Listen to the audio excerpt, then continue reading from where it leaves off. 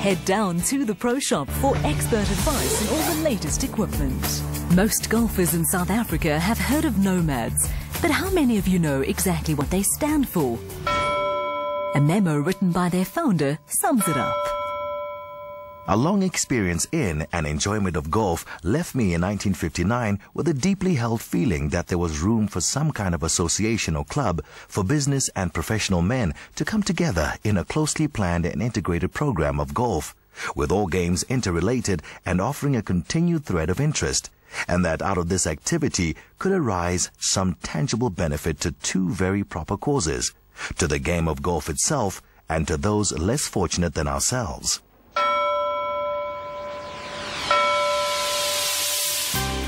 Since those early days in the 60s, the bell has tolled for many members and the club has grown considerably. Nomads countrywide consists of 12 clubs. We started with Gauteng, formerly Transvaal, in 1960, through to Natal, and our baby club, Free State, has been going for 10 odd years now.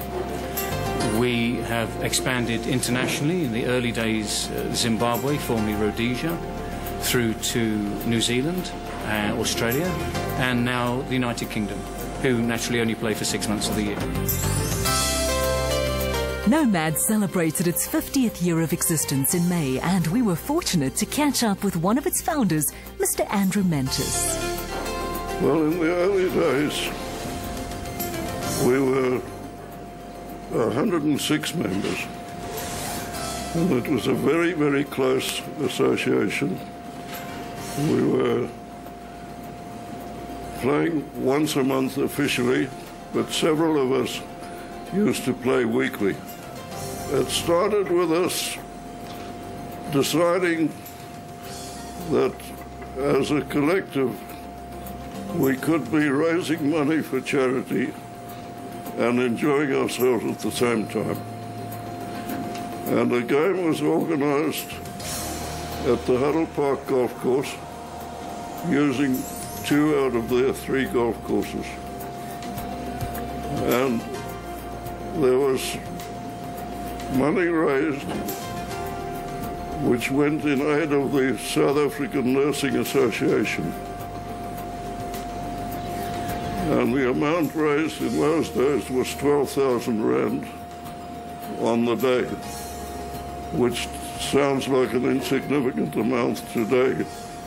But in those days it was enough to send 3 nurses, student nurses, to England for advanced training.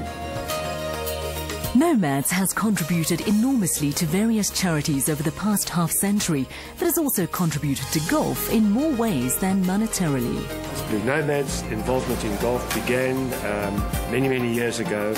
I think it was the Wanderers, and we helped the PGA on a voluntary basis, but we became so proficient that the tour used us more often and eventually employed us on a professional basis. Today, we spend, our club, Central Gauteng area, spends approximately 1,400 hours, days of work, and countrywide it's about 2,500 days, man days of activity supporting the tour. What's very important is we raise a significant amount of money because the tour pay the Nomads, but we have that money is held in trust and is passed back to golf. What does a sponsor gain by the association with Nomads?